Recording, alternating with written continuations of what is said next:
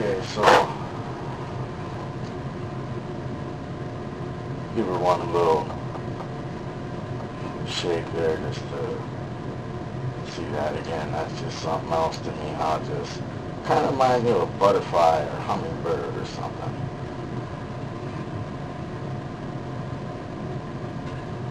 See, we got the pendulum locked up here just to see, focus on that pivot point of the oscillation.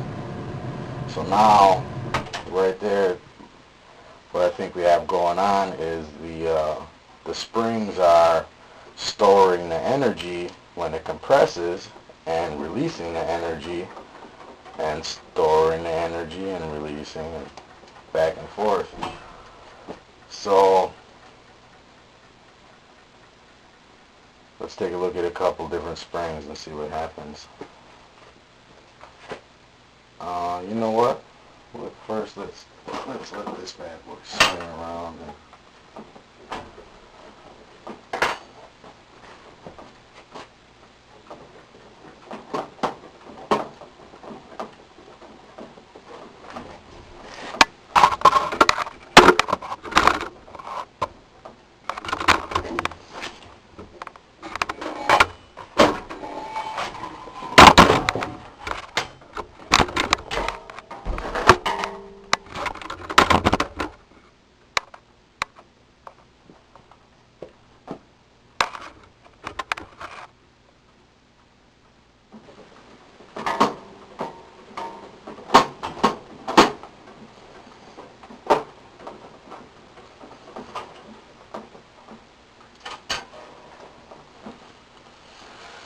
So you got that spring going there, and it's storing energy in the other direction.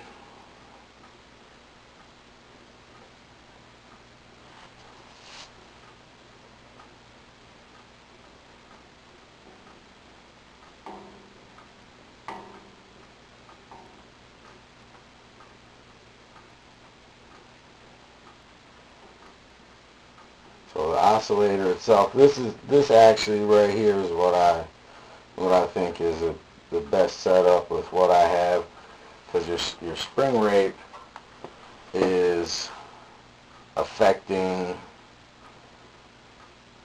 the timing, the harmonics of the oscillator. I think this oscillator, it's experiencing different frequencies, and the spring is compressing, the pendulum swings and compresses the spring. If you look at it now, the way it's oscillating,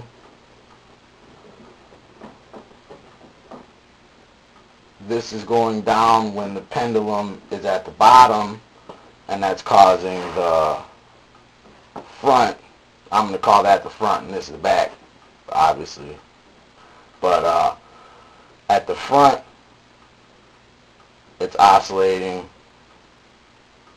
on the upswing on the front when the pendulum is at the bottom, and the springs are compressing and storing the energy and releasing the energy at the right time. So in such a manner, what I think is happening is those springs there are pumping the pendulum, like when you're on swing and you're pumping the swing. I think the springs are taking that energy and pumping the pendulum. So as you can see, it's going pretty strong still, so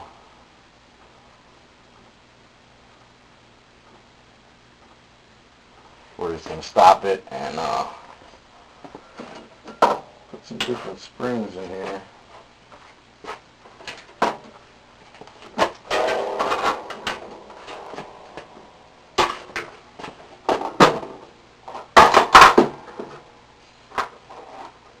Okay, let's try just one spring. Let's do that first.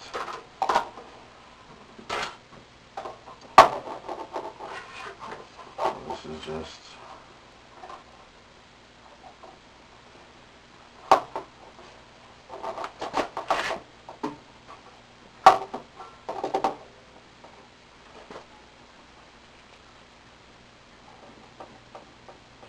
Now we just got the 1.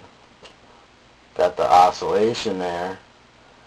It takes longer to store up the energy and releases it over a longer time. Oscillation stops very shortly. You're lucky if you got 10 oscillations there before you got a dead stop.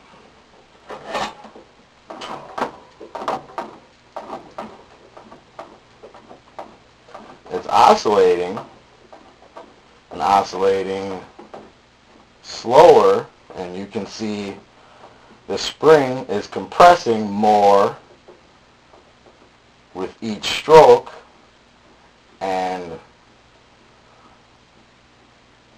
the oscillations seem to be taking longer. It's at a slower speed, and all we did was change this spring.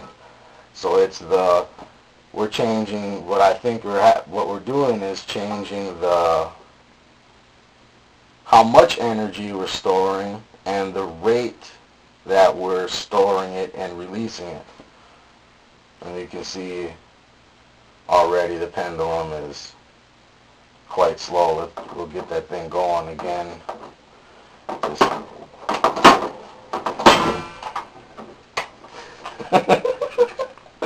Ah, shit. Yeah, see, so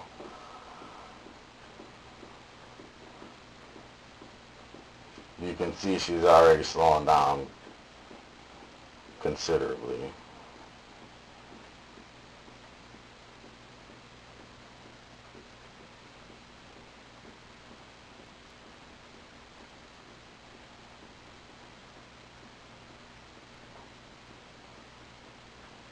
Obviously,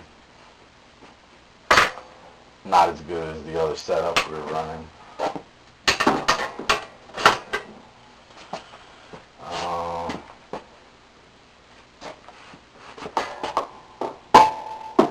Got this spring here. It's not an automotive spring. I think it was from a door. Those shocks that are at the top of a door that open and close them or help heavy doors. We'll take that, drop that down in the center there. So they're actually almost exactly the same height.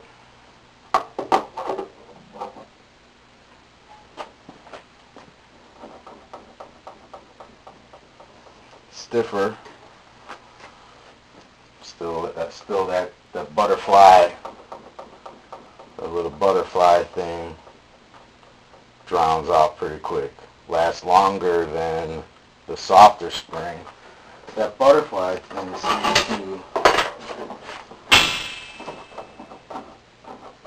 seems to run longer with the stiffer spring. And see, got the stiffer spring, and it's not letting it compress as far. So what I think is happening is it's not letting it release as much energy up and down, and it's storing it, which is enabling you to release it in the back and forth motion a lot more times than when you're getting more vertical movement. I think the more vertical movement that ends up happening here seems to reduce the amount of time that the machine will run off of a given input, which this is already, you can tell it's a lot better than with that single spring.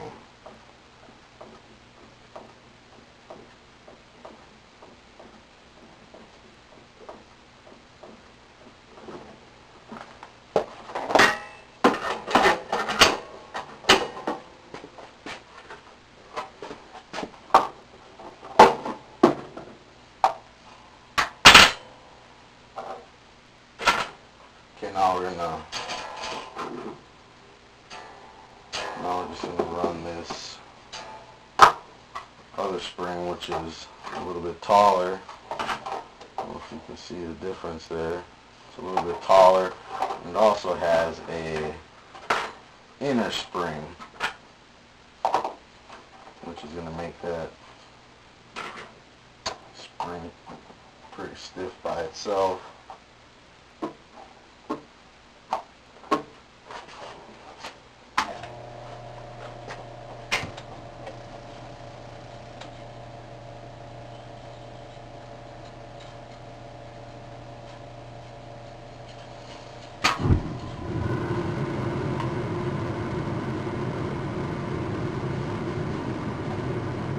That's pretty good, but ran down.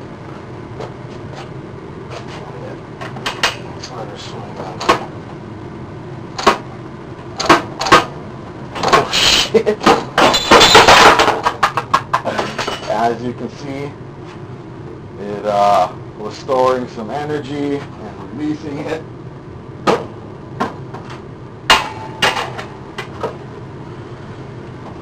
Oscillations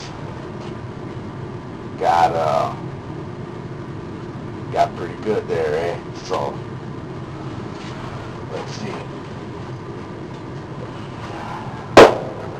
Now again,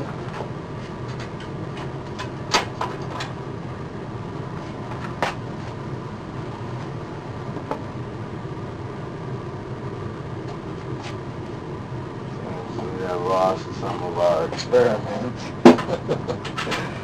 Seems to be we have lost part of the experiment. So, what we might do, we're just missing one of these little things, the bottom one. I think we can get away with not running it.